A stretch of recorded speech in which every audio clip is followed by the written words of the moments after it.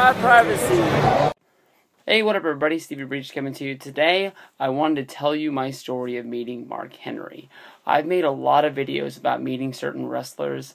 Some wrestlers being, great legends, Hall of Famers that are just like once in a lifetime sort of meeting experiences. This year at SummerSlam alone, I'm going to have one hell of a weekend. I'm going to be meeting Triple H, John Cena, and Shawn Michaels, all in a matter of 2 days. And then if you add in meeting Kurt Angle and Hulk Hogan, if TNA still exists, in October, I'm going to have one hell of an awesome year this year, meeting a ton of awesome guys. The reason why I went gung-ho on Access this year mostly was because I could, because the Access tickets were so readily available when the ticket sales went up, and mostly just across a whole bunch of names off of my list. If I had something really cool to get signed by any of the three of those guys, I probably honestly would meet them again, but I probably wouldn't meet all three of them all at one time. So there has been some people saying that I spent too much money on it, but I think if you guys had the chance, you guys would have done it also. With the guys that I'm meeting in this upcoming time, I really, honestly, there's Undertaker, Stone Cold Steve Austin, and Ric Flair are the three names that jump off my head, or three guys that I just really have to meet to complete, my whole wrestling wish dream list. But back to, Mark Henry. Mark Henry, honestly, is one of the worst wrestling experiences that I've ever had meeting a wrestler. I re-uploaded my WrestleMania 27 Access stuff, honestly, because I was mostly just trying to dig through and see if I had any footage of me meeting Mark Henry so I could make this video. The SummerSlam Access stuff that went up this year, they changed the way they're doing Access. And honestly, I think this is a trial, but I really honestly think this is going to work. I think that hopefully they will bring this system to WrestleMania, and then people will have less complaints about not being able to meet certain wrestlers. I didn't go to WrestleMania this year, but I heard a lot of things about it, mostly about VIP accesses not being available to people unless you were going on StubHub or eBay. People were jumping on them and buying them through secondary services, basically where you have to buy a $150 ticket for over $300 because somebody's doubling up on what they're doing. It was awfully funny that within minutes, WrestleMania Access tickets sell out, and SummerSlam Access tickets are still available days later. We're a week ago yesterday, the tickets went on sale, and not all of the VIPs are sold out. For the what do they call them? Platinum VIPs. They were $150 a piece for SummerSlam, and one of the big time perks is you don't have to sit outside in the LA sun. You get to go inside the actual Staples Center to the Lexus Club and get to meet them. I made a joke, that's why Luke Cage, 29, bought a ticket to meet John Cena. It was just so we got to get out of the heat for the Access session as well. Now, for the regular ones, you paid $95 to meet guys that are upper mid-card guys that, honestly, a lot of people would want to meet. Among them, the exception being Mark Henry was the one name that really stuck out on there as a guy. I was like, wow, I'm really surprised that Mark Henry is a VIP. I know he's been a former champion, and Dolph Ziggler, who is your current World Heavyweight Champion. Well, no, not really. Del Rio is. But, he was, when they were probably planning out who was going to be in these spots for SummerSlam, he was your World Heavyweight Champion, and he's not even a guy. Now, when I met Mark Henry at WrestleMania 27, now the whole gimmick of Access mostly is I met Mark Henry because I had the opportunity. When we arrived to Access that day, we all sort of split up and went in different directions. It was our first, it was my first Access, I apologize. It was Assault and Batteries. It was his first Access as well. I don't know where he went. I don't know where Miguel went, but they went different ways. Me and Luke Cage went to this back table for no apparent reason. We just thought that was the place to go. I know these days they have the gimmick where if you text the Access number, they will text you moments before Access opens which superstars will be at which booths, so you have a better chance of meeting the person that you really, really want to meet. Back then, they didn't tell us shit. It was all just randomized Go where you think the best line is, and then just figure it out from there. Me and Luke went to this back table in the back corner, and out came Yoshitatsu and Goldust. We were about 10th or 12th in line, and the second that Goldust and Yoshitatsu showed their face at this table, momentarily we were second and third in line. I honestly couldn't walk away for the one meeting of they saw us, we saw them, we made eye contact, and I wasn't going to disrespect them even if they are Goldust and Yoshitatsu. I looked at the girl that was first in line and I said, "Did you really want to meet them?" She said, "No." And I said, "Are you going to?" She said, "Well, I'm here."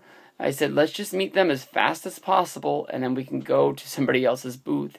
And that's honestly what we did. We put our encyclopedias on the table, got them signed, didn't wait for pictures, just moved on. We ran to the DiBiase's. After the DiBiase's, I went over and I met Alicia Fox. Got a picture taken with her. Hashtag babe, best looking chick in best looking chick in WWE right now. After that, I tried to jump into a line where I could meet LayCool and Vicky Guerrero. It seemed like the best line to be in at the time, but the time expired, and they had to leave. And out came Mark Henry. Now, I was about 50th in line, and once Mark Henry came out, I went to honestly about 5th or 6th in line.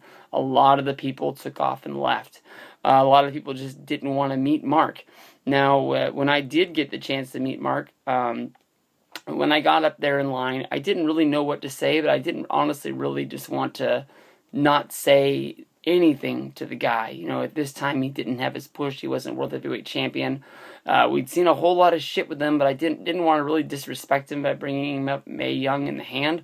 Honestly, now, these days, I didn't know how much he loves Mae Young and loved the stupidity of that whole deal, and he's laughed it off on Monday Night Raw. Maybe these days I would bring that up so we would have something to sort of say that was funny about. But I picked up my encyclopedia, which I can show you his autograph in here right now, Mark Henry, and you can see this is pretty cool because you flip through here, you obviously have a little spot for everybody to sign. You don't have to get an 8x10.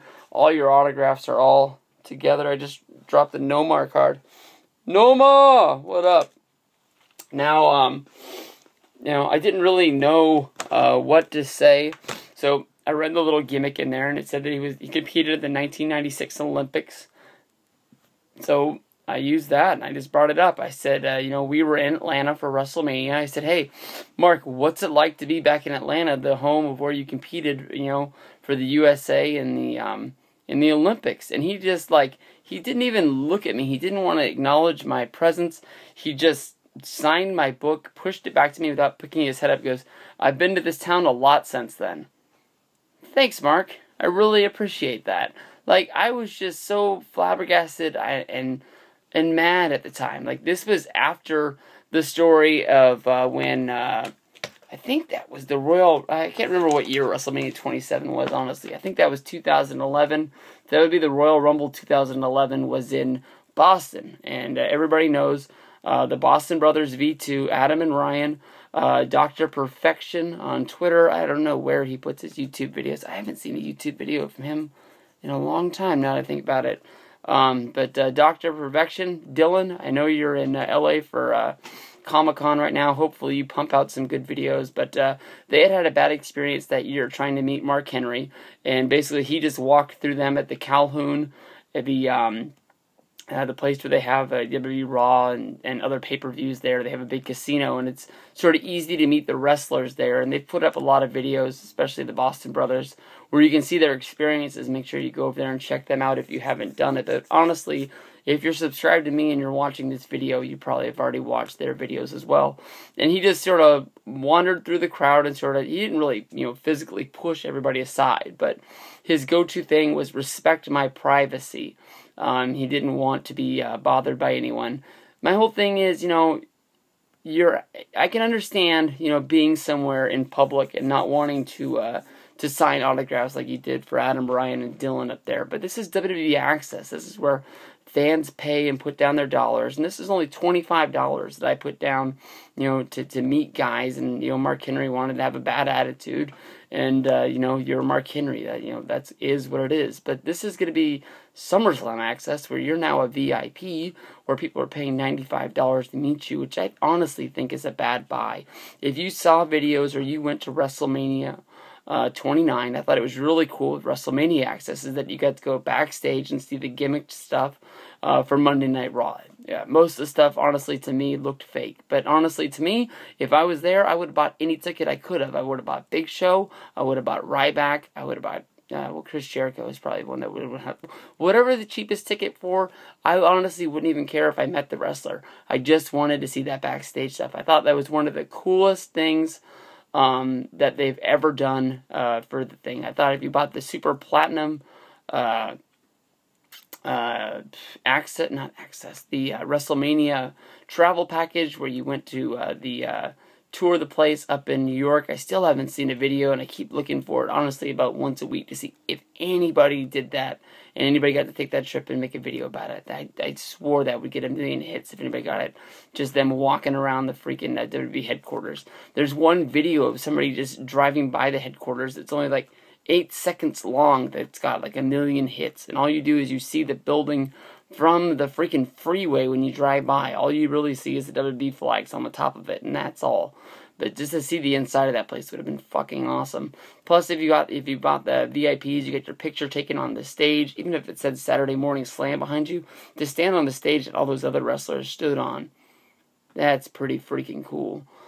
So, you know, Mark Henry as a SummerSlam VIP, where you don't really get anything exclusive. You get a picture, you get an autograph.